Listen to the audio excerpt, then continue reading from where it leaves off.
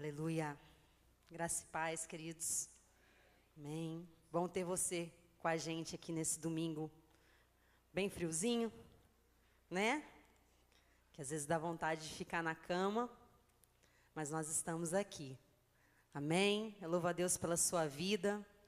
Eu louvo a Deus por você que acredita na família, que acredita no seu filho, que é a herança do Senhor. Amém. Vamos abrir a nossa Bíblia lá em Malaquias, capítulo 4.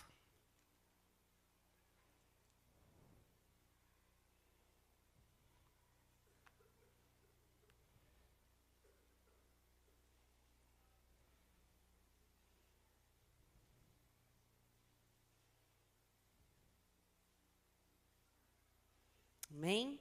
Capítulo 4, versículos 5 e 6. Eis que eu vos enviarei o profeta Elias, antes que venha o grande e terrível dia do Senhor. Ele converterá o coração dos pais aos filhos, e o coração dos filhos a seus pais, para que eu não venha e fira a terra com maldição. Agora abra a tua Bíblia lá em Salmo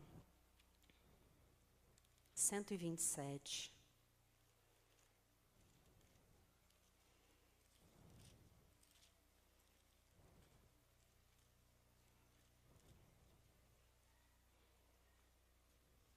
Versículo 3, que diz assim: herança do Senhor são os filhos, o fruto do ventre seu galardão.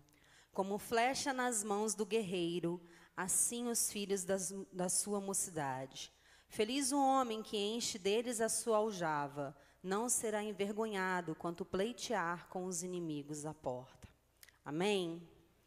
Pode se assentar.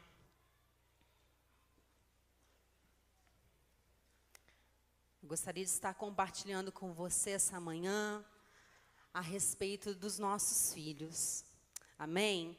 Eu e o pastor Léo somos pastores da rede de crianças aqui da igreja. E nós estamos com os seus filhos toda semana, né? E, independente disso, eu trabalho na área de educação há mais de 20 anos. E eu tenho observado todas as gerações de crianças.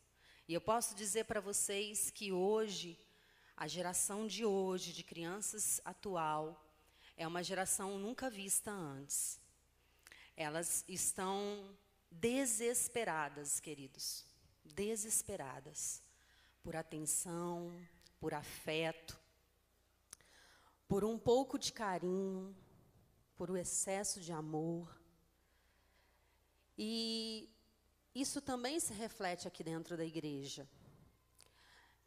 Ontem nós falamos a respeito de Rebeca como mulher, o papel da mulher, e eu queria conversar um pouquinho com você nessa manhã. Hoje em dia, o mundo, ele não acredita mais na família.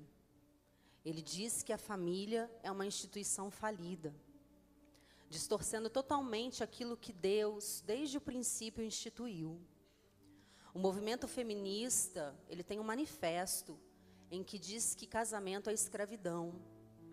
É muito sério isso, né? As mulheres, com toda a nossa independência financeira, estudantil, muitas vezes a gente dá mais prioridade às nossas questões pessoais do que à família mesmo. E isso tem destruído os lares, isso tem destruído completamente as famílias, isso tem gerado filhos incapazes de se tornarem adultos responsáveis, adultos que têm compreensão das coisas, que têm entendimento. Para você ter uma ideia, o número de suicídios no Brasil, entre jovens de 15 a 29 anos, é assustador. É cerca de mais de 5.000 suicídios por ano, só de jovens. Então é muito sério, porque é uma juventude que está perdida por aí, que está sem referência. E às vezes, a gente, como o bispo falou, às vezes a gente quer olhar muito para a gente, né? É muito fácil olhar o defeito do outro, Ontem eu falei sobre isso. A gente tem o costume de olhar pela janela e não olhar para o espelho. Isso é muito sério. Então, eu queria falar com você a respeito de Malaquias. Ele está dizendo sobre a volta de Jesus. Ele está profetizando. E ele diz que Jesus vai voltar para buscar a sua igreja. Mas ele quer levar a sua família junto. Ele vai chegar no céu e vai falar para mim: Deise, cadê o Thales e a Isabela? Não adianta eu apresentar para ele toda uma geração, toda uma igreja, se eu não chegar lá com o Thales e com a Isabela. Eles precisam ir para o céu comigo. A minha prioridade precisa ser o Thales e a Isabela, em salvação, em estar firmes no caminho do Senhor. Porque não é isso que o diabo quer. E o diabo está entrando dentro das nossas igrejas, querido. E infelizmente, aquilo que Deus colocou como algo tão bonito, como algo tão precioso que é a família, ele tem destruído. E ele nem tem chegado mais de mansinho como ele chegava antes, porque ele não precisa mais fazer isso. A gente tem deixado muitas portas abertas. E isso faz com que ele entre e faça morada. E na verdade, quem precisa fazer morada é o Espírito Santo, é o Senhor. É Ele quem precisa governar a nossa casa. É Ele quem precisa nos direcionar como pai e mãe ao que nós temos que fazer com os nossos filhos. Eu, como mãe, não posso tomar decisões sem que o meu marido saiba em relação aos meus filhos.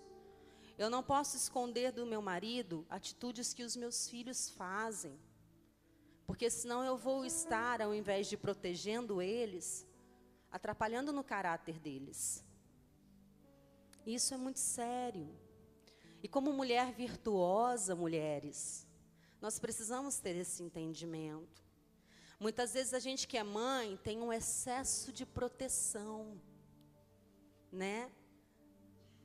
E aí a gente priva os nossos filhos de algumas situações que eles precisam passar na vida para amadurecer. Porque crescimento dói. Você já sentiu dor de crescimento? Eu sou um pouquinho grande. Como doíam os meus ossos. Mas aí o médico falava para mim: é porque você está esticando.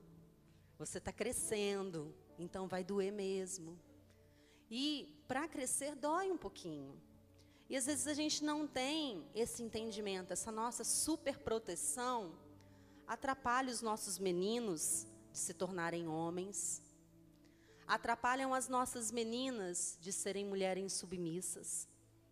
E a gente cria meninas independentes, que já casam sabendo que qualquer coisa elas podem se separar, porque elas têm uma faculdade, elas têm um trabalho que as sustente. Então, na primeira briga, ela vira para o marido e fala: eu não preciso de você, porque eu sei me sustentar. Mas isso é da criação lá atrás. Os meninos, a gente sufoca tanto, que quando ele vai para um casamento, ele tem dificuldades de saber que ele é o sacerdote daquela casa. E aí, muitas vezes, a mulher precisa tomar as rédeas. E aí a gente fala: ah lá, Jezabel, né? Mas é porque também, coitada, se ela deixar, tudo desanda. Mas por causa de uma super proteção. Então, mães, a gente precisa ter o equilíbrio. Quando nós nos casamos, eu me tornei um com o Leonardo, um com o pastor Léo. Isso significa que tudo o que eu fizer, ele precisa saber. E tudo que ele fizer, eu preciso saber. Principalmente na criação dos nossos filhos. Para que a gente tenha um consenso, para que a gente tenha um entendimento. Mas Deise, os meus filhos já são casados. Mas se você olhar para a vida deles, existem coisas que eles fazem até hoje, que são reflexos da sua criação. Não é verdade? Talvez a maneira como eles se portem, a maneira como eles agem com o cônjuge, são reflexos da nossa criação. Hoje em dia, o mundo está gerando uma tristeza nas nossas crianças, na geração adulta. Nunca houve tantos atendimentos em consultórios psiquiátricos e psicólogos como está tendo hoje. Antigamente, o psiquiatra, quando você ia no psiquiatra, é porque as pessoas diziam que você estava com um problema sério neurológico, que você era maluco. Hoje em dia não é mais para isso. E também não está se restringindo mais a nós adultos. Cada vez mais crianças estão indo para consultórios, enchendo esses consultórios, e elas saem de lá com uma bula. Porque lá ela é medicada com vários tipos de transtornos, que hoje em dia, cada semana, sai um transtorno novo, que você não sabe nem o que é, você tem que ir para a internet pesquisar, porque as crianças, elas estão sem referência. E é muito mais fácil para um médico dizer que ela tem um transtorno, do que ela dizer para o pai, olha, ele precisa de atenção, ele precisa de carinho, ele precisa de estímulos. Existem crianças de 1 ano e meio que estão tendo laudo de autismo. Porque essa criança ela não está recebendo o estímulo que ela precisa receber, o afeto que ela precisa receber para ela se desenvolver. Hoje em dia, é muito comum a gente pegar um aparelhinho desse tamanhozinho e dar na mão dela para ela ficar quietinha, não é? Porque é confortável para a gente precisa fazer as coisas. E ali ela não interage com ninguém. Às vezes só com a galinha pintadinha, né? Que ela fica lá no pó.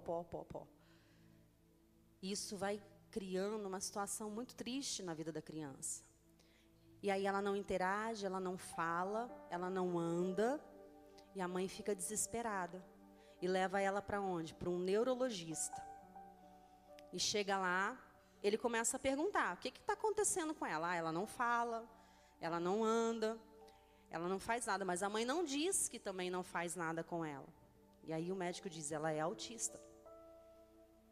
E aquela criança sai de lá com uma bula de tarja preta, sendo encaminhada para psicólogo, sendo encaminhada para isso, para aquilo. Estou falando de coisas que eu vivo, irmãos. Eu lido com crianças de 0 a 10 anos. E eu tenho crianças nessa situação. E quando você começa a estimular essa criança, a abraçar, a beijar, a conversar com ela, todo aquele laudo cai por terra. Porque, na verdade, o que ela precisa é de carinho. O que ela precisa é de afeto. E a gente, como mãe, como pai, a gente, num mundo atual, está tão corrido, né? Nosso tempo é tão cronometrado que a gente luta contra o relógio. E aí, nós esquecemos que nós temos uma herança dentro de casa. Que quem vai dar destino para eles somos nós. Que quem vai esticar e lançar a flecha somos nós. E para onde que eu estou esticando os meus filhos? O arqueiro, quando ele estica a flecha e quando ele lança, é porque ele sabe que ele não pode chegar com a rapidez que aquela flecha vai chegar no alvo. Ele sabe que muitas vezes ele não vai conseguir chegar lá. Então ele lança a flecha para atingir o alvo. Isso significa que seus filhos vão a lugares aonde você ainda não foi, talvez não vá. Porque nós temos sonhos para eles. Isso significa que você precisa olhar para onde é o alvo e lançar o seu filho certo. O alvo é Jesus, querido. A gente precisa lançar os nossos filhos para o Senhor. Não tem outra direção. Se a gente lança de forma errada, eles se perdem. Eles caem em lugares onde a gente nunca vai achar. E aí a gente olha para a juventude hoje, a quantidade de drogados, de homossexualismo, são flechas lançadas em qualquer lugar. São flechas que estão sendo jogadas sem direção. E aí a gente gera uma juventude, uma criança com tanta tristeza, com tanta amargura, com tanto sofrimento. E ela vai crescer. E ontem eu disse que a infância passa muito rápido, e passa mesmo.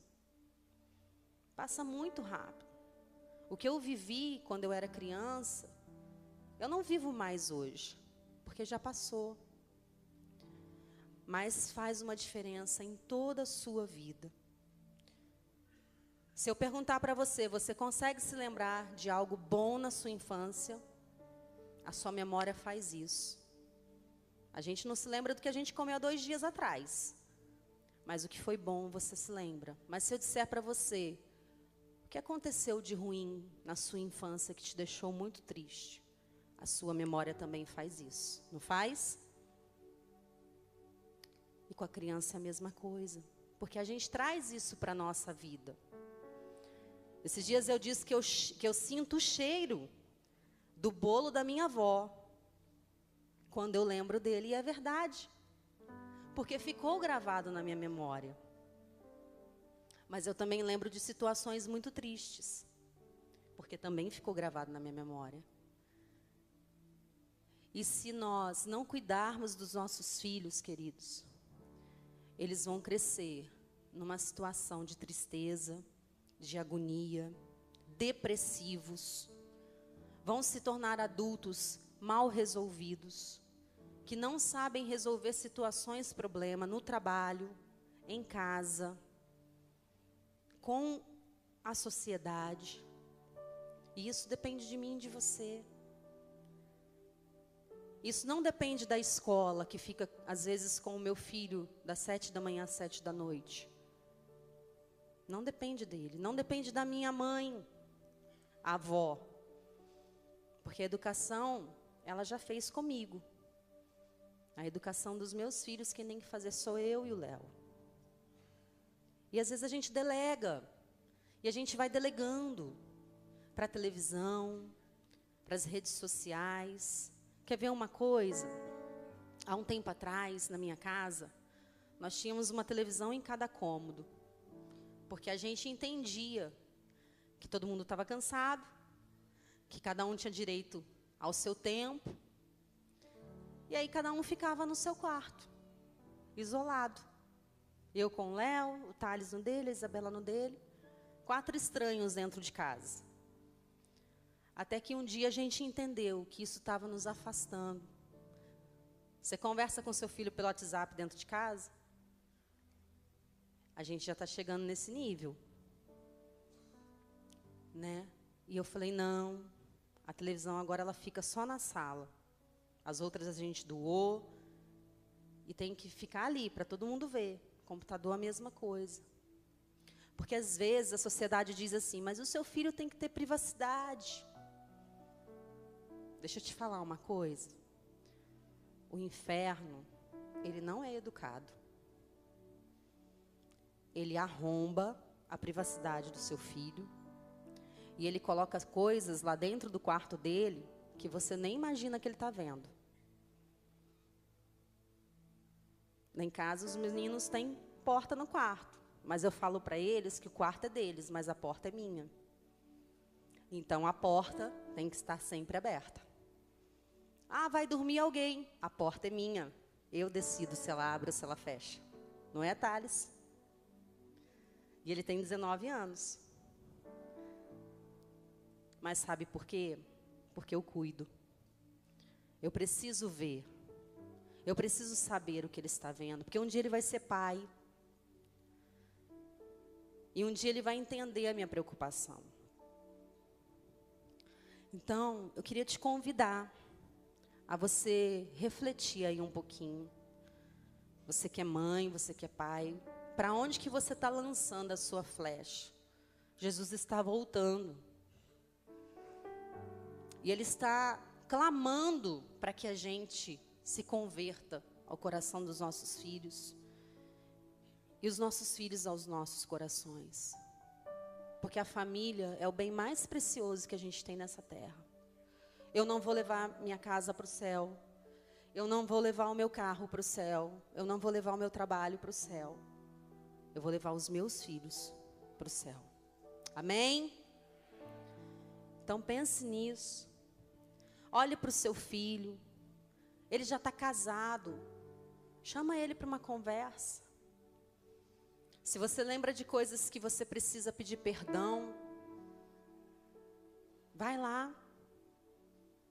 Perdão traz cura. Talvez ele esteja passando por uma situação dentro do casamento dele, porque foi mal resolvido lá na infância. E ele não sabe administrar isso. E ele precisa de um pedido de perdão seu, para ele, sabe, ficar aliviado.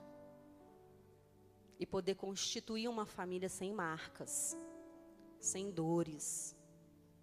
Marcas são diferentes de cicatrizes. Marcas nos mostram o tempo todo a dor, o sofrimento. E toda vez que a gente olha para ela, a gente sofre. Cicatrizes mostram para a gente o que aconteceu no passado, mas a gente venceu e ela não dói mais. Então a gente precisa olhar e ver se a gente tem marcas ou se a gente tem cicatrizes.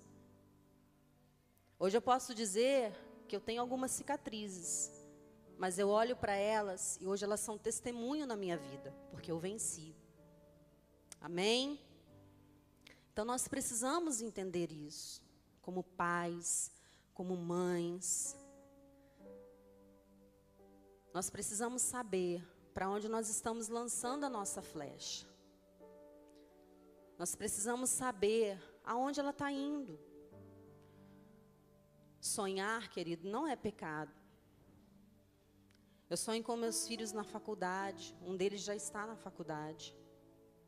Eu sonho que eles vão a lugares muito maiores do que eu, talvez nem chegue lá. Mas o meu sonho precisa estar alinhado com o céu. Porque o que Deus sonhou para o Thales, o que Deus sonhou para a Isabela, eu preciso entender. Para que eu cultive isso e lance ele na direção que Deus quer. Porque quando a gente lança fora, o propósito de Deus, ele não vai ser cumprido. Ou ele vai demorar muito para cumprir. Ontem eu falei sobre isso. Jacó, ele já tinha uma promessa do Senhor. Deus já tinha dito que ele seria bendito.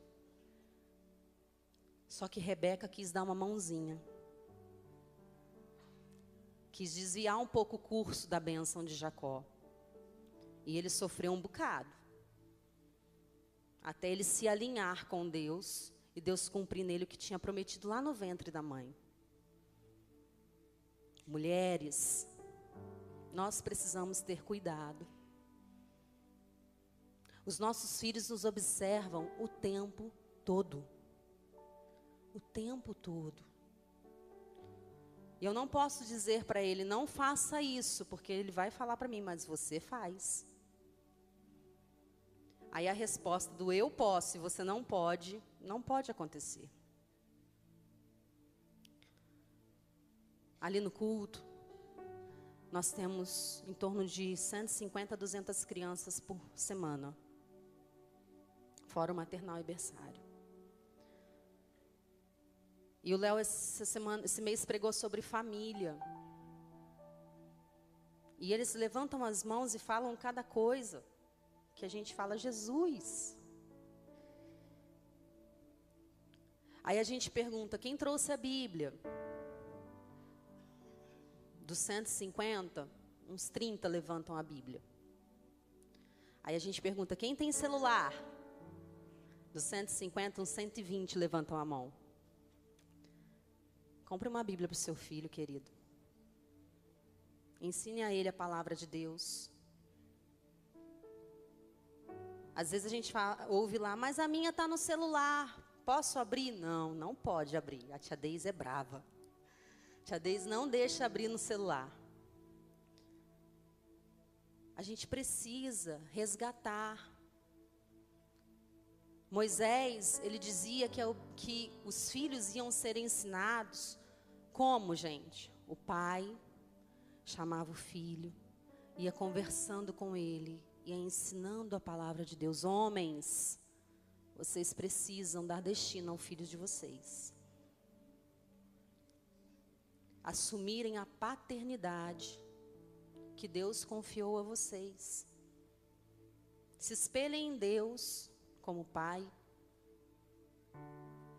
E eu tenho certeza que vocês vão ser abençoados se vocês olharem para o Senhor e falar: Deus, me ensina a ser um pai como o Senhor é.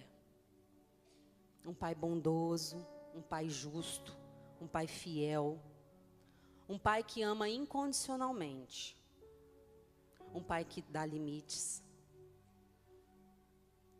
As crianças hoje estão clamando por limites, você sabia? Às vezes eu vejo um ser que nem saiu das fraldas ainda, de 9 meses, fazendo uma pirraça, que o adulto acaba cedendo o que ele quer. Isso é perigoso, muito perigoso. Porque hoje a gente tem jovens que batem nos pais, jovens que alteram a voz com a mãe e com o pai dentro de casa, porque não foram corrigidos lá atrás.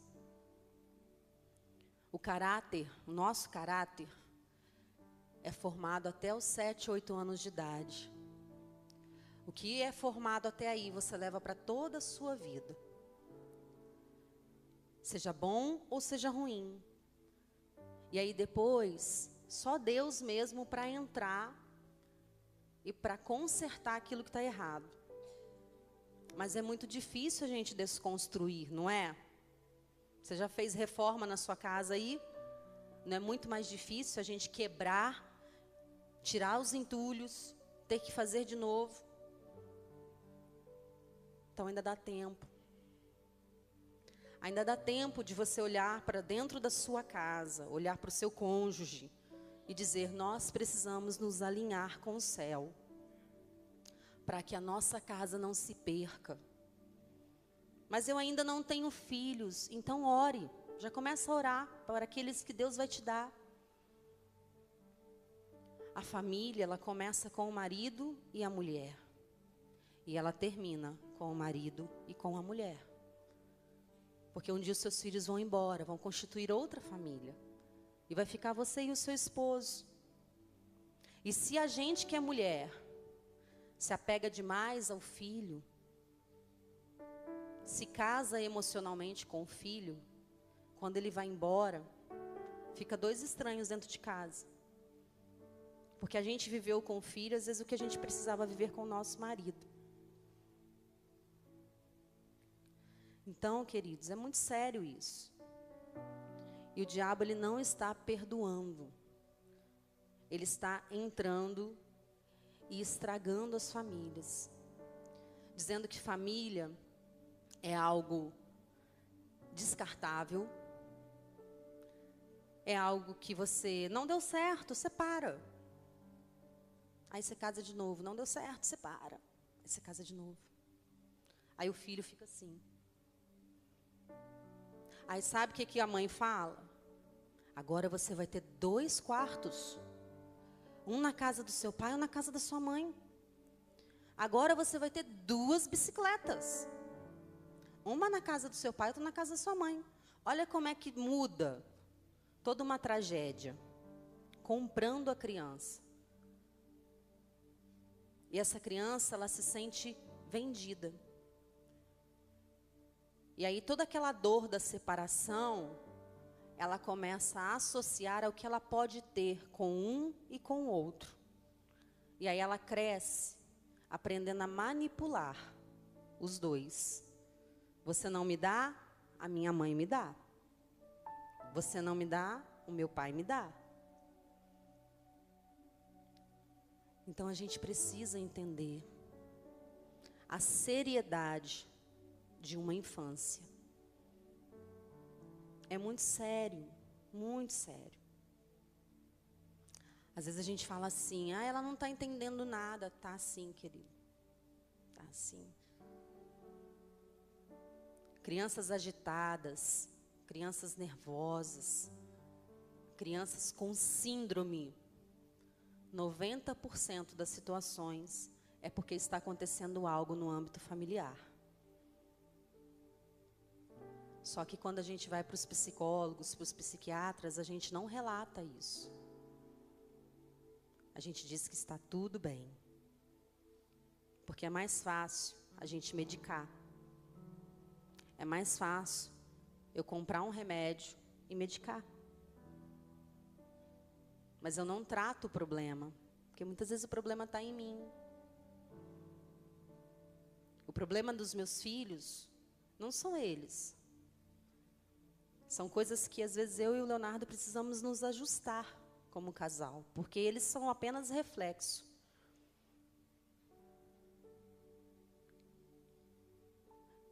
Nós tivemos o Thales muito cedo. E nós não soubemos ser pais do Thales, porque nós éramos imaturos. Uma série de coisas aconteceram no nosso casamento. E Deus foi tão bom que nos levou para bem longe, para cuidar da gente lá. E durante 12 anos, eu não fui mãe do Thales. E durante 12 anos o Léo não foi pai do Thales. Porque a gente não sabia dar carinho, a gente não sabia dar afeto, mas ele tinha tudo. Tecnologia, usar e tudo da vida. iPod, iPad, não sei das quantas. Estava na melhor escola da cidade. Morávamos num belo condomínio. Mas ele não tinha referência de família. Aí 12 anos depois eu fiquei grávida. E eu te confesso que foi um susto muito grande. Porque eu não esperava mais ficar grávida. E aí um dia, Deus falou para o Léo, eu estou te dando mais um filho. Para você aprender a ser pai do seu outro filho. E quando a Isabela nasceu, muitos valores foram resgatados. E aí nós chamamos o Thales. Pedimos perdão. Choramos muito. Limpamos todas as feridas. E aí aprendemos a ser pai do Thales e da Isabela. E hoje, os meus 2 filhos estão aqui, para a honra e glória do Senhor. Porque eu não deixei que as feridas inflamassem. Eu não deixei que as feridas tomassem todo o corpo. Deus nos alertou a tempo. E hoje meu filho é um levita na casa do Senhor. Mas porque nós precisamos entender algumas coisas. Deus nos trouxe de volta. E hoje nós estamos aqui. E as cicatrizes são para testemunhar. Porque não são mais marcas. Então, Pai, olhe para o teu filho. Olhe para dentro da tua casa. Talvez há algo que precisa ser mudado ali. Muitas vezes, a gente, pai, acha que a gente não deve pedir perdão ao filho. Cuidado com as palavras que você lança. Elas são profecia na vida do seu filho. Depois muitas pessoas procuram a gente e dizem, pastor, ore por ela. Mas quem é autoridade na vida dele é você. Pais, cuidado com as palavras que vocês lançam para os meninos. Palavras de desdém, brincadeiras de desdém. A gente às vezes acha que é só brincadeira, mas o inferno está ouvindo tudo, querido. E na primeira oportunidade que ele tiver, ele vai incutir isso na mente da criança. E ele vai mandar demônios para começar a aflorar essa situação. Meninos hoje que estão entrando no homossexualismo é porque não tem referência de paternidade. Meninas hoje que estão entrando no homossexualismo é porque não tem referência de mãe. Semana passada, uma pessoa comentou comigo assim, eu fui almoçar na casa de um grupo de amigos. E aquela aluna que a gente via na escola de 2, 3 anos. Ela estava com uma namorada. E a pessoa falou para mim, eu saí de lá muito triste, Deise. Porque a mãe dela passou a vida toda trancada dentro de um quarto com depressão. E essa menina, ela foi criada somente pelo pai. E o pai colocava ela para jogar futebol, colocava ela com roupas de futebol, cortava o cabelo dela bem curtinho. O que ele estava criando, gente?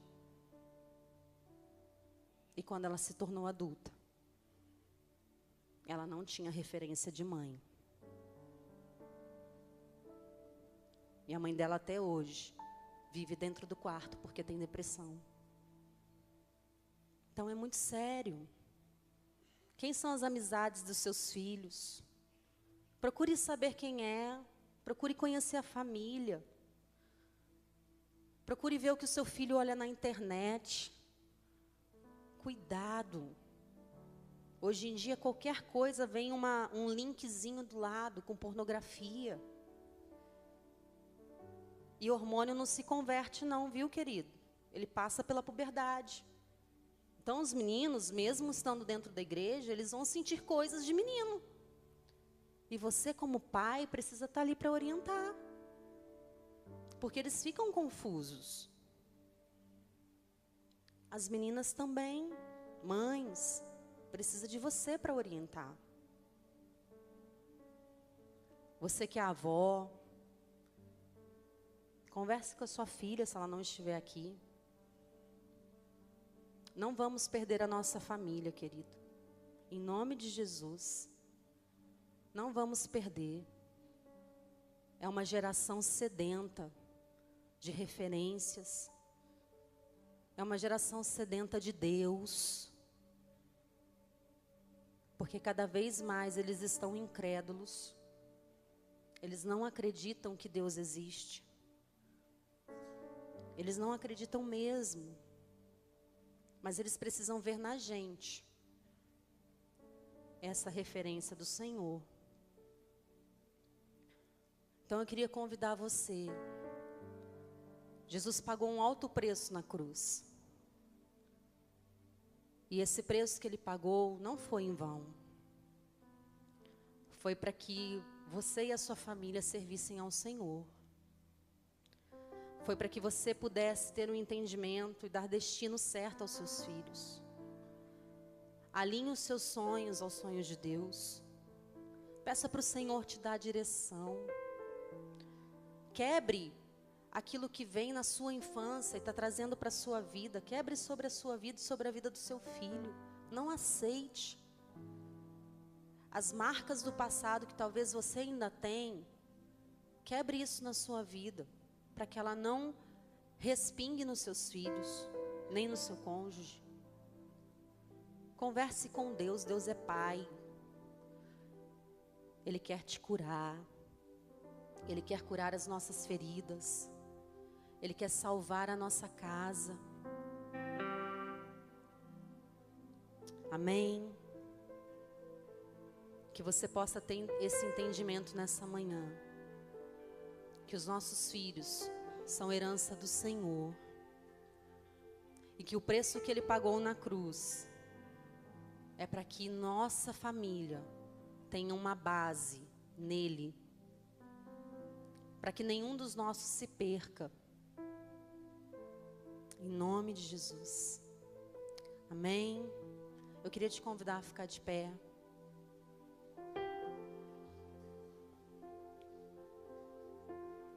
Se você estiver do lado do seu esposo, da sua esposa, dê a mão para ele aí. Ore com ele agora. Talvez existem coisas que vocês precisam alinhar para dar destino certo ao filho de vocês. Talvez o seu filho está desviado, longe dos caminhos do Senhor. Você tem autoridade para ir arrancar a vida dele das mãos do inferno e dizer: ele é a herança do Senhor. Não aceite isso. Não aceite seu filho fora dos caminhos de Deus. Porque não foi isso que o Senhor sonhou para ele. Ele foi gerado no céu. E Deus tem um destino glorioso e abençoador para ele.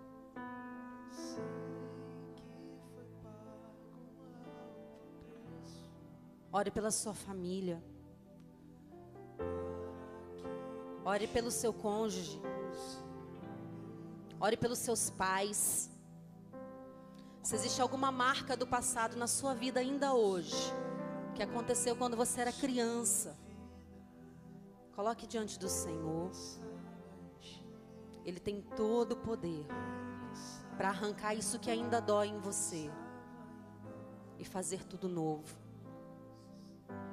E aquilo que é tormento na sua vida e que está influenciando dentro da tua casa, vai cair por terra em nome de Jesus.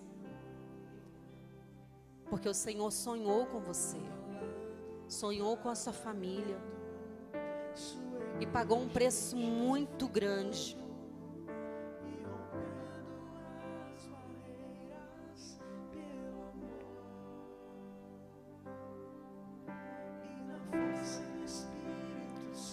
Oh, Espírito de Deus. Pai, nós estamos aqui nesta manhã pedindo que o Senhor nos oriente, que o Senhor nos mostre aquilo que precisa ser transformado na nossa casa. Porque a nossa família é o bem mais precioso que nós temos. Deus, nós não aceitamos os nossos filhos fora do teu propósito. Por isso nos ensina, Senhor, a sermos pais de acordo com o teu amor, com o teu caminho, com o teu sonho. Ensina-nos, ó Deus, a dar destino para os nossos filhos, destino espiritual. Coloca em nós, ó Deus, os teus sonhos, para que a gente possa entender e lançá-los na direção certa. Pai, aqueles filhos que, Senhor, estão desviados, traz de volta, Deus. Nós declaramos aqui que o inferno não tem poder, nem autoridade na vida deles. Que eles são do Senhor. Que a nossa família é bendita na terra. E que nós não iremos nos moldar ao padrão deste mundo, mas que nós seremos sempre do céu. Ensina-nos a lutar pela nossa família. Ensina-nos, ó Deus, a serem pais sábios, para que a gente edifique o nosso lar diante de uma sociedade que só pensa em destruir a família. Coloca-nos como exemplo, Senhor, para outras famílias. Coloca os nossos filhos como exemplo, Senhor, para outras crianças. Porque nós temos a marca de Cristo em nós. Porque o sangue de Cristo está em nós. E nós não aceitamos. E nós não concordamos em perder a nossa família. Porque nós vamos com ela para o céu. Eu sei que o Senhor pagou um alto preço para que eu fosse um com meu esposo, para que nós gerássemos a nossa família. E nós vamos lutar por ela. Em nome de Jesus. Que o Senhor tenha controle. Nós abrimos a porta da nossa casa para o Senhor fazer morada, de verdade. Mostra para a gente tudo que precisa ser arrancado de lá. Mostra para a gente aquilo que nós estamos dando legalidade ao inferno, para que a gente possa tirar de dentro do nosso lar. Tira a venda dos nossos olhos, Deus, para que a gente possa enxergar nos nossos filhos aquilo que o Senhor vê. Ensina-nos a não rotulá-los, porque o Senhor não faz isso conosco. O Senhor nos chama de filho amado. Ensina-nos a dizer que amamos os nossos filhos. Porque talvez a gente nunca ouviu isso dos nossos pais. E para a gente é difícil dizer, filho, eu te amo. Mas o Senhor nos ama. O Senhor é Pai.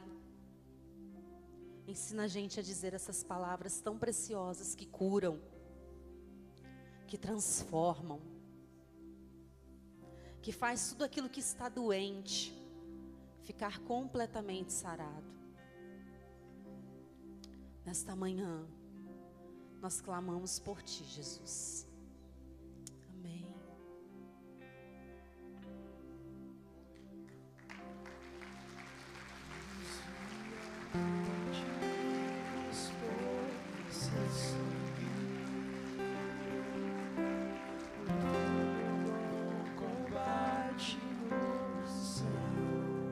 Canta. Lado a lado trabalhando, sua igreja edificando e rompendo as barreiras pelo amor e na força do Espírito Santo nós proclamamos aqui e pagaremos o preço de sermos um só coração no Senhor. E por mais que as trevas militem e nos tentem separar, com os nossos olhos em Cristo, unidos iremos andar. Aleluia. Unidos iremos andar. Põe a mão no coração e diga assim: eu vou fazer a minha parte. Fala, eu vou obedecer ao Senhor. Fala, diga, eu vou fazer o que a Bíblia diz. Fala, no que depender de mim, eu vou obedecer. Eu não quero ser culpado da próxima geração se perder, em nome do Senhor Jesus Cristo. Amém. Amém. Esteja sentado mais um minuto, queridos, alguns minutos, digo. Eu queria levantar algumas questões aqui. Que palavra preciosa, né? Olha bem, o texto que lemos lá, que a pastora Deise leu, Malaquias, abre lá de novo. Está dizendo que tem uma maldição nesta última hora, tá? Tem uma maldição neste último tempo. O texto fala da segunda vinda do Senhor Jesus. Por quê? Olha, o texto está dizendo que antes do grande e terrível dia do Senhor, tá certo? Esta é a segunda vinda do Senhor Jesus. Porque a primeira vinda de Jesus a essa terra foi o dia da salvação, tá certo? Foi o dia da graça. Não teve coisa terrível na primeira vinda do Senhor. A segunda vinda do Senhor Jesus é que é grande e terrível. Grande para quem vai subir com Ele e terrível para quem vai ficar. Tá certo ou não? Fala comigo, grande para quem vai subir com Ele e terrível para quem vai ficar. Preste atenção, antes da primeira vinda do Senhor Jesus, precisava vir Elias. E Jesus falou que João Batista era Elias, não a reencarnação de Elias. Está lá em Lucas capítulo 1, que é um homem que veio segundo a operação do Espírito Santo, foi na vida de Elias, tá? Perguntaram João, capítulo 1 também, perguntaram a João Batista, és tu Elias? Ele falou, eu não. Não é verdade? Aí Lucas 1, o anjo fala aos pais de João Batista que ele viria no poder de Elias. Não vou ler esse texto para vocês. Amém? Está entendendo ou não? Qual foi a ação de Elias neste mundo? Elias trouxe arrependimento, amém ou amém? Levou o povo a adorar a Deus de verdade, trouxe ajuntamento de Israel, fez um altar com as 12 pedras, simbolizando as 12 tribos de Israel, unidade, amém ou amém? Levou o povo a um avivamento, a um arrependimento, e aí havia seca, e ele orou então, depois do concerto, fala para o seu vizinho, depois do concerto, ele pediu a Deus chuva, e a chuva veio, e veio a prosperidade de volta para Israel, amém? Elias então tem um punhado de coisa para nos ensinar. Elias é o profeta da simplicidade, vestia, até ridículo, né? Vestia um couro lá, um cinto lá, comia qualquer coisa. Não é esta a preocupação de Elias. O que comer e o que vestir era adorar o Deus verdadeiro. É isso aí. Então João Batista veio da mesma forma. João Batista veio vestindo também de maneira esquisita, comendo gafanhoto e mel silvestre, morando no deserto, mas trouxe arrependimento.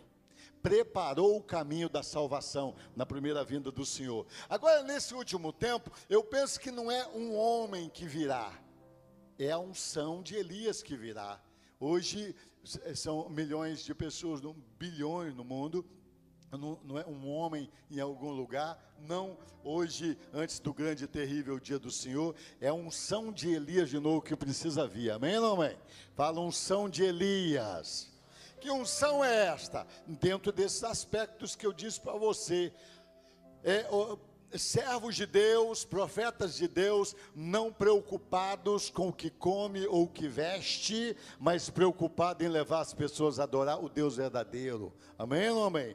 Servos de Deus, profetas de Deus, levando o povo à unidade, amém ou não amém? Levando o povo de Deus a amar uns aos outros, a comunhão da família, a comunhão da igreja do Senhor, dos filhos de Deus, amém ou não amém? É um profeta que vai trazer prosperidade para as pessoas, amém? É a unção destes dias, chuva dos céus, amém? Todas essas coisas que a gente vê na vida de Elias. Meu livro acho que acabou, tem uns 2 ou 3 só ali, mas fala sobre essa última unção de Elias. Escrevi há uns 2 anos atrás, sobre essa última unção. Eu penso que nós estamos, Deus está preparando esse tempo, amém ou não amém? Mas dentre essas coisas está escrito aí, que ele vai, olha o verso 6, lê aí alto comigo, ele converterá o coração dos pais aos filhos, e dos filhos, o coração dos filhos aos pais, para que eu não venha e fira a terra com maldição, nessa tradição. Olha, tradução, o profeta Joel fala que há uma maldição para esses dias, uma maldição que nunca houve. Olha o profeta Joel, um pouquinho atrás aí, profeta Joel, só lembrando você algumas coisas aqui. Profeta Joel, é pequenininho, se perde aqui no meio, antes de Amós, né? Olha o capítulo 1, falando sobre os gafanhotos, essas questões todas as espécies de gafanhotos, que interfere no material e na alma do ser humano. E olha o verso 12, a vide secou, a figueira se murchou, a romeira também, e a palmeira e a macieira, todas as árvores do campo se secaram. Aí ele explica o que é isso. A alegria se secou entre os filhos dos homens.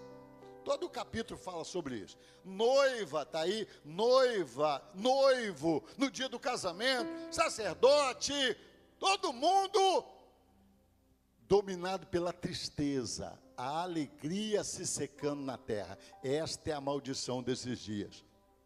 Fala comigo, a alegria se secando na terra.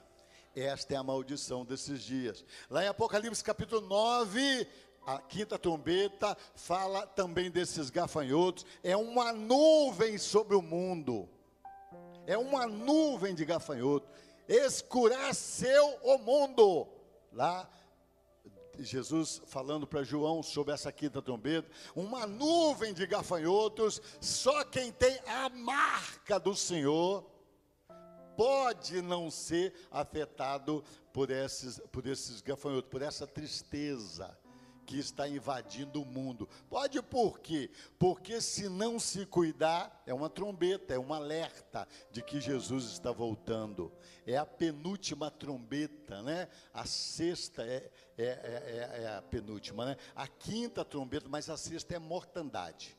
Mortandade. E a sétima é a volta do Senhor, é o toque do anjo, e Jesus leva o povo. A sexta é morte, um terço da população do mundo morrendo. A quinta é tristeza. A mulher se sente desonrada, o homem se sente desrespeitado, está lá no contexto, não é verdade? Nas explicações proféticas de Jesus. Ponto. A tristeza invadiu o mundo. Fala para o seu vizinho, a tristeza invadiu o mundo. É insatisfação, é frustração, é tristeza, é depressão, é vontade de morrer, é vontade de se esconder, é vontade de se anular, é vontade de abdicar da vida, é isso. A tristeza, e aí qualquer árvore grande, árvore pequena, árvore com fruto grande, árvore com fruto pequeno, todas as árvores se secaram, todos os homens, é filho de rico, é filho de pobre, é gente que tem dinheiro, é gente que não tem, é sacerdote, está em Joel, é quem está casando e quem está ficando solteiro, é quem está separando e quem está casando, todo mundo, todas as árvores. Maldição desses dias. A tristeza invadiu o mundo. São os gafanhotos. E aí também falam que eles devoram outras coisas. Que uma pessoa sem alegria, sem estímulo, vai produzir o quê? Não é verdade? E aí devora também no material. E aí o profeta Malaquias está dizendo o quê? Para não vir essa maldição sobre a sua vida, é preciso o quê? Para não vir essa maldição sobre os meus filhos, sobre a minha casa, é preciso o que sobre o povo de Deus? Converter, fala comigo, converter o coração dos pais aos filhos e dos filhos aos pais. No sentido espiritual, é converter o coração do discípulo ao discipulador, da ovelha ao pastor e do pastor às ovelhas, amém? São filhos também, são ou não? Filhos espirituais. Você é o discípulo ao discipulador, são pais espirituais, do discipulador ao discípulo. É conversão de corações. No sentido da igreja. Porque às vezes a pessoa é sozinho, está sozinho na igreja. Não tenho filho, não tenho pai. Como é que é isso então? É para não vir essa maldição. Tem esse sentido espiritual. Como igreja de Jesus, como crente, tá? Como família espiritual, eu tenho que converter o meu coração ao meu pai e o meu pai a mim, no sentido espiritual, amém? Está entendido? No sentido natural, de família natural, converter o coração do pai ao filho e do filho ao pai. E aí eu pergunto assim, por que não do marido à mulher e da mulher ao marido? Por que não? Porque isso já devia ter sido resolvido lá no dia do casamento, querido. A Bíblia, o casamento bíblico, o casamento de Deus, os dois se tornam... está muito fraco, Jesus, vocês não estão tomando café não, gente? Biblicamente, 1 mais 1 é igual...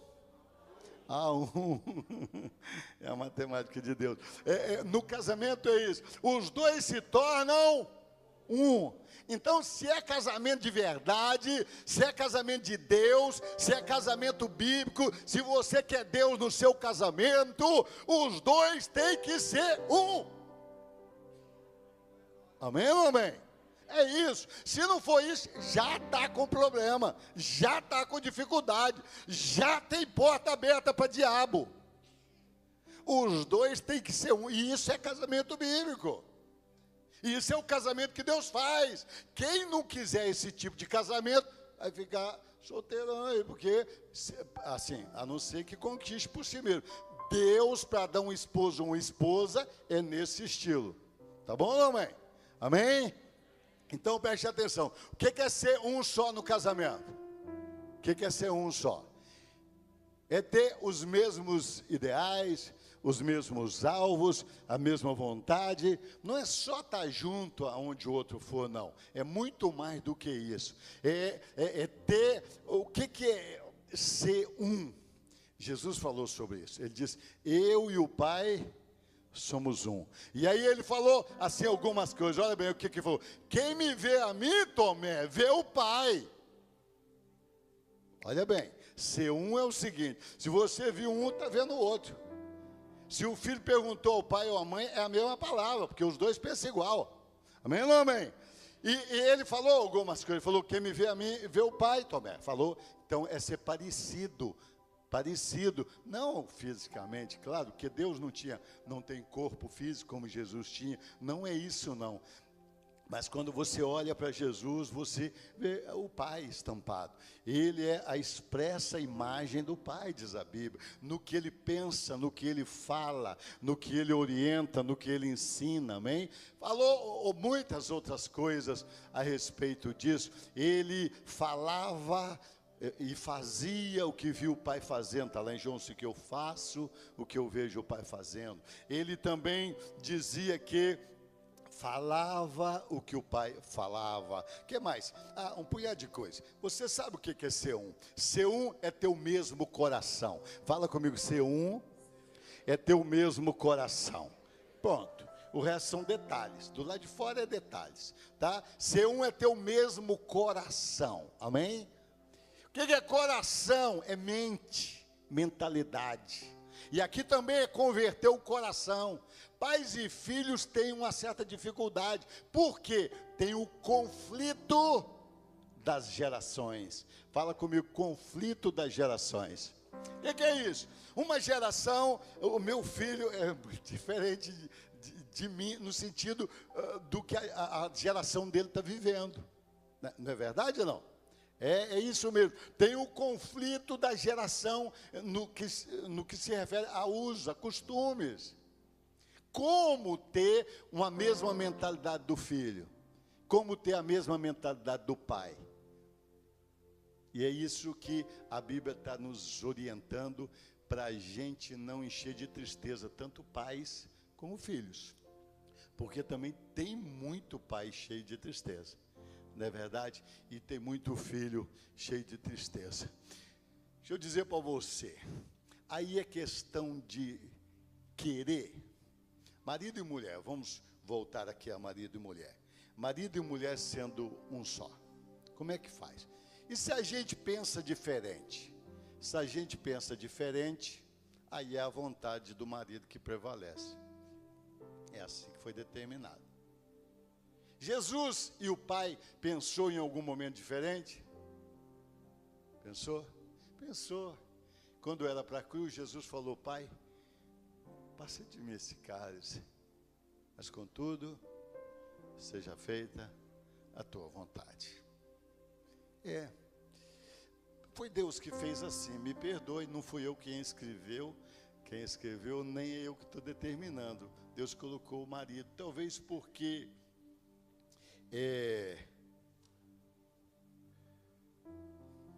a mulher seja muito mais emocional, age muito mais com sentimentos, emoções do que, às vezes, em algumas situações, né? No geral é assim. Mas foi Deus que colocou assim, tinha que colocar alguém como líder, não é verdade? Aí é preciso aceitar Deus como Deus. Ter a mesma mentalidade. O que é ter a mesma mentalidade? Tem exemplo aqui na igreja. Eu conheço um casal aqui na igreja que ela detestava futebol. Casou com alguém apaixonado por futebol. Domingo à tarde era E no campo mesmo, jogava mesmo. E ela ficava em casa sozinha. O que ela fez? Aprendeu a gostar de futebol. Ia para o campo com ele, torcia para ele, gritava. Posso falar o nome? Acho que pode. Ela conta isso. Zé Reinaldo, Zé Reinaldo. Torcia mesmo para ele. A Andréia, né? Ela me contou isso um dia. Gostou, pronto. É preciso querer isso. Às vezes acontece, e acontecem muitas coisas. Na intimidade, o homem é de um jeito completamente diferente da mulher. Lá, Salomão, que casou 1000 vezes, não tinha cartão de crédito ainda, então era um pouco mais fácil. Mas aí depois ele encontrou o amor da sua vida, e ele escreve lá em Cantares, que ele rapidinho na intimidade, e ela ficou esperando, então diferente, muito diferente, e aí precisa, e ele foi embora, e ela ficou esperando, e aí precisa entender que Deus fez um ao outro assim, dialogar, compreender um ao outro, aceitar um ao outro, e buscar mudanças para fazer o outro feliz. Amém, não amém? Aí precisa de um punhado de coisas, né? Precisa se deixar tocar, precisa dialogar, precisa de um punhado de coisas, mas é preciso ter um só coração. Eu quero desafiar você numa pergunta. Você tem o mesmo coração do seu marido? Infernalmente, 99% é exatamente o contrário. Deus errou. Não é possível. 99,9%. Mas Deus une pessoas diferentes mesmos para melhorar os dois. O problema é que a gente passa a vida inteira querendo mudar um ao outro. Só de ser homem e mulher já é completamente diferente. Tem um livro do Gary, Homens são de Marte, Mulheres são de Vênus, que mostra algumas dessas diferenças. Agora, querido, com o filho, como é que faz para converter o coração, filho? Converter a minha mente, eu pensar como meu filho. Loucura. O menino está brincando lá para ele, aquele risco lá é a casinha dele. Que besteira, que caso o que e tal. Mas entender que para ele é a casa dele, que o carrinho dele vale mais do que o seu carrão, não é verdade?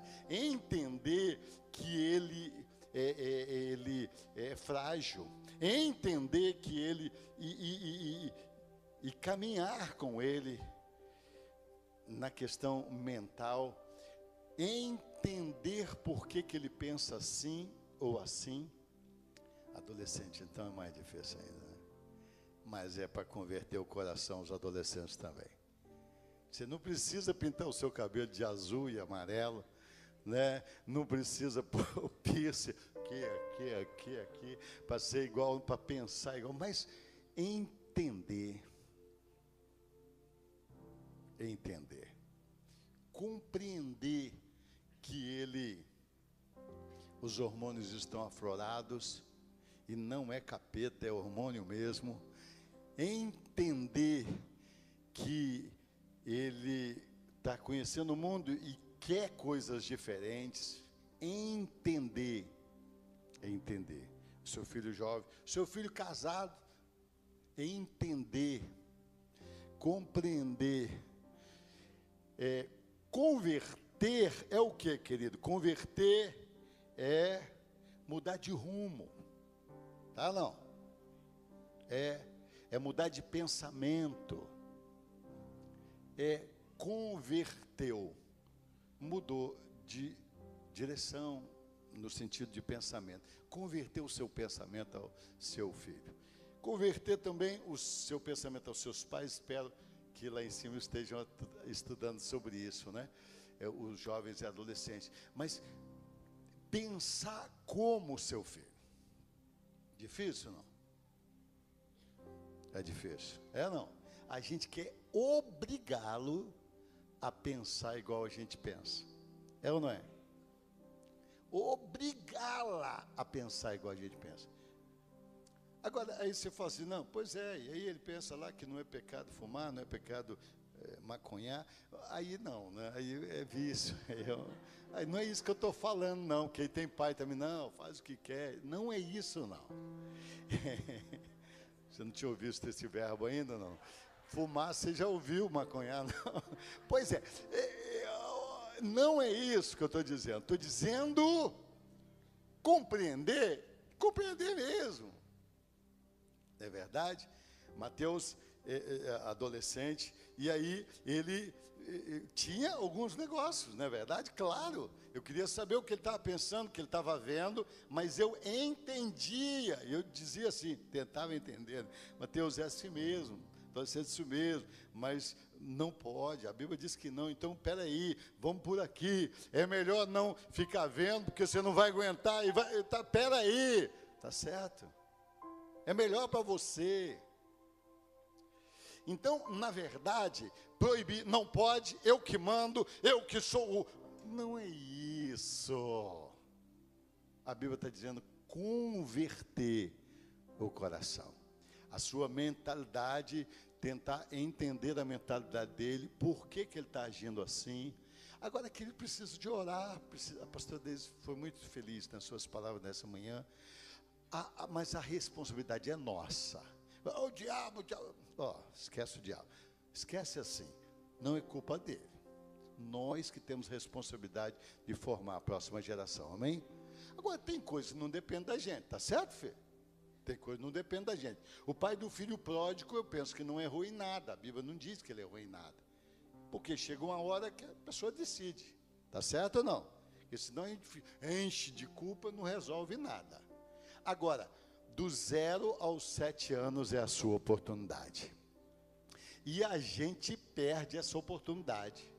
Do 0 aos 7 anos, a gente pensa que só tem anjinho aos lados deles. E não é verdade. Não é verdade. Não é verdade mesmo. É o tempo que a gente precisa de cuidar muito mais ainda.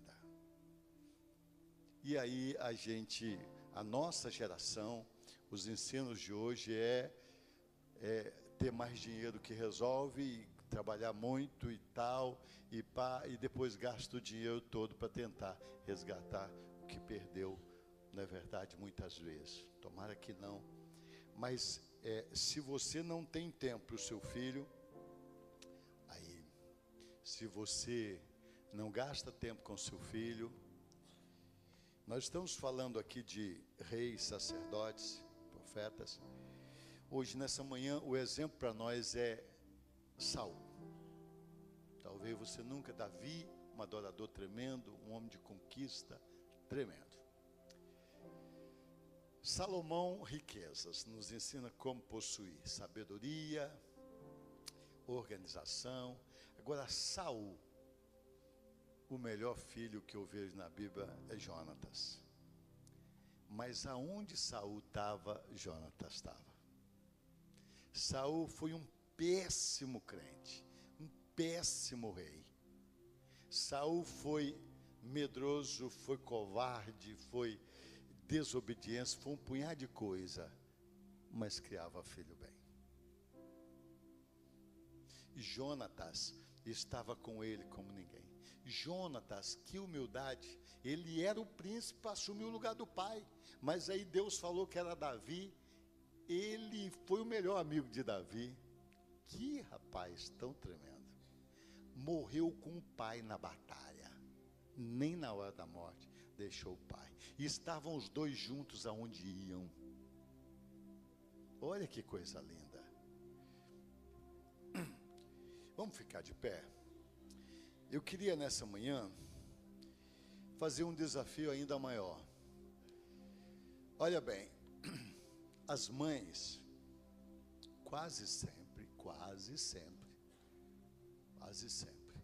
hoje as mães estão muito ocupadas, mas quase sempre demonstram o amor aos filhos, quase sempre, volto a dizer. Agora os homens têm deixado a desejar. Me perdoe. Os homens pensam que trazendo dinheiro para casa, está fazendo mais do que a obrigação. Os homens pensam o quê? Que quem dá carinho é a mãe, eles não precisam fazer nada. Os homens delegam quase tudo na responsabilidade das mulheres fazer. Eu penso na direção de casa. Eu penso que nós estamos num momento muito cruel, tomara que aqui na PV não seja assim, mas está faltando homem no mundo. É o que a Bíblia diz. A Bíblia diz que um homem seria, nesse tempo final, mais raro do que o ouro puro de Ofir. Mais raro. Está faltando um homem. Homem no sentido de hombridade, no sentido de masculinidade, no sentido de assumir a responsabilidade de decidir, de resolver. E a cabeça, como cabeça, ser cabeça, não é só da direção, não. A cabeça escuta o corpo, vê o corpo, entende o corpo e toma decisão. Ser homem não é tomar decisão sozinho, não. Nem Deus toma decisão sozinho. Deus Pai, Ele toma com a Trindade. Você vê lá em Gênesis 1:1. Tá, o Deus lá, criou Deus, Deus está no plural. Mas logo depois, no capítulo 6, ele diz... Depois, no capítulo 1, façamos o homem, a nossa imagem e semelhança. Capítulo 6, desçamos e confundamos. Tudo em acordo. E aí, quem dirige esse acordo, quem dirige essa reunião, é o homem, deveria ser. As mães precisam ensinar o filho a liderar, porque o homem foi colocado por Deus para liderar. E liderar é ouvir, e não é ficar chateado com as ideias contrárias dos outros, nem com as oposições dos outros, mas chegar a uma conclusão. A gente precisa. Está faltando masculinidade no sentido de se sacrificar pelas coisas. Diz a Bíblia que o homem, está lá em Efésios 5, que Jesus deu a vida, e o homem deve dar a vida. Então ser homem é sacrifício. E às vezes a gente trabalha tudo bem e tal, mas a gente não tem essa ideia de sacrifício. E não tem na Bíblia em lugar nenhum dizendo seja mulher, não tem. Mas seja homem tem, pelo menos 2 vezes. Davi falou com seu filho, eu acho que é 2 Reis 2, seja homem, falou com Salomão.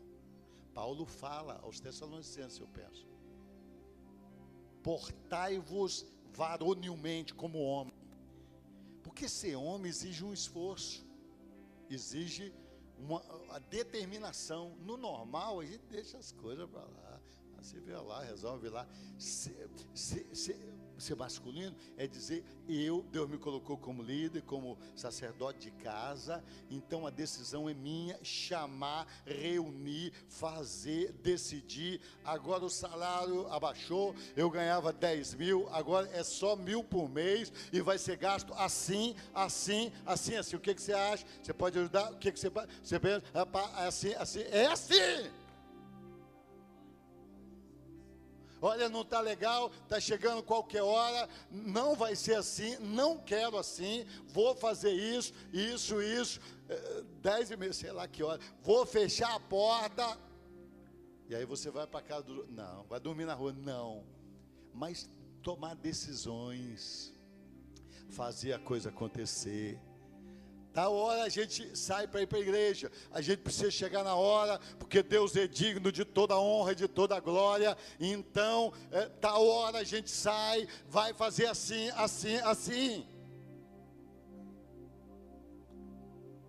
Isso é portar varonilmente. Amém? Agora, isso tudo com acordo com a mulher, isso tudo com acordo com a palavra de Deus.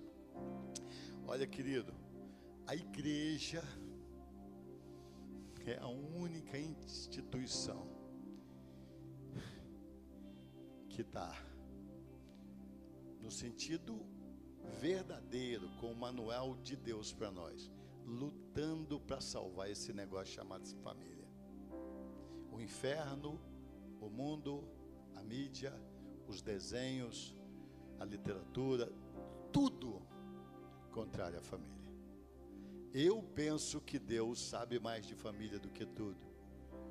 Eu penso que Deus é que dá a direção correta. Portai-vos varonilmente, seja homem, assuma sua posição. Diz a Bíblia nessa última hora, várias vezes, umas 4 ou 5 eu estou lembrando aqui agora. A lua vai se escurecer, as mulheres estão deixando a sua lua. É mulher, José sonhou com isso lá. E o sol vai apagar. Mas o profeta diz que no meio do povo de Deus, o sol nunca vai se pôr e a lua vai brilhar. Faça isso na sua família. Mulher é mulher, homem é homem, cada um tem a sua parte, cada um é diferente do outro. Chama, conversa, dialoga. O Deus da Bíblia é o Deus de amor, é Deus de comunhão. Nem por isso falta direção, falta limite. Vamos orar, vamos dar as mãos um com o outro. Dá a mão a alguém aí. Muitas pessoas nesses dias, por causa do evangelho que está sendo pregado,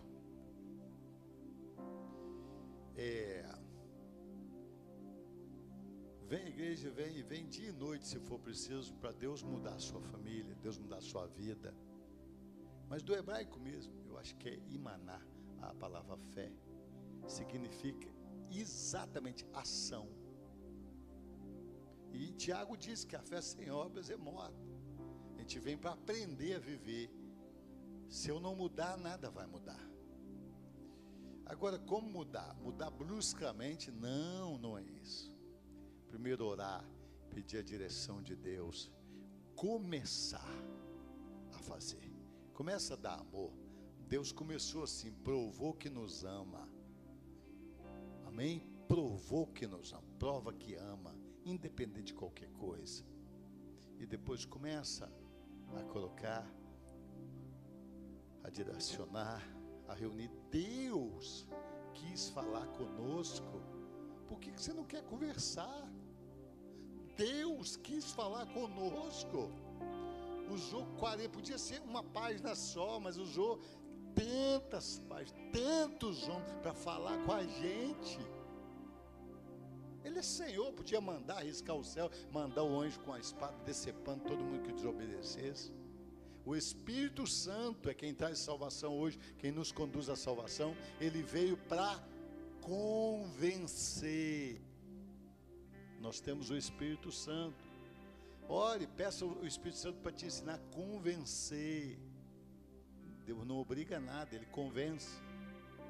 Vamos orar. Pai, eu quero te adorar, Senhor, pela Rede Crianças, pela vida da pastora Deise nessa manhã, usada pelo Senhor, falou tão forte ao nosso coração. E eu quero te clamar por cada família aqui representada. Eu quero te clamar por cada mãe, por cada pai. Eu quero te clamar, Senhor, a tua misericórdia sobre nós. O Senhor sabe que tem um punhado de coisa que não depende de nós. Às vezes a gente faz tudo certo, mas a coisa dá errada. Mas por causa do inferno, e a gente esqueceu de algum detalhe, ou a gente não vigiou, Senhor. Mas propriamente erro às vezes não tem, mas tem um punhado de coisa que a gente tem feito errada. Ó Deus bendito e poderoso, tem misericórdia de nós, salva a família, Senhor.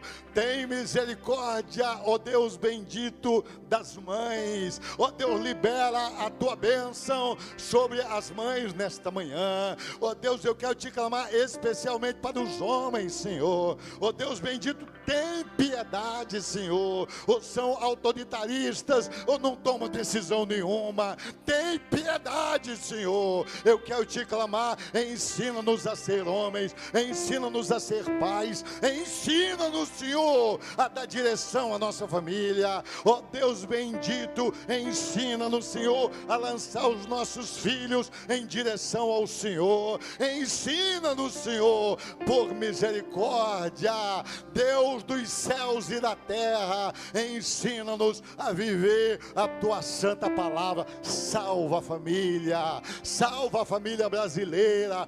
Tantos milhões de jovens se matando através das drogas, do crime, da violência, do suicídio.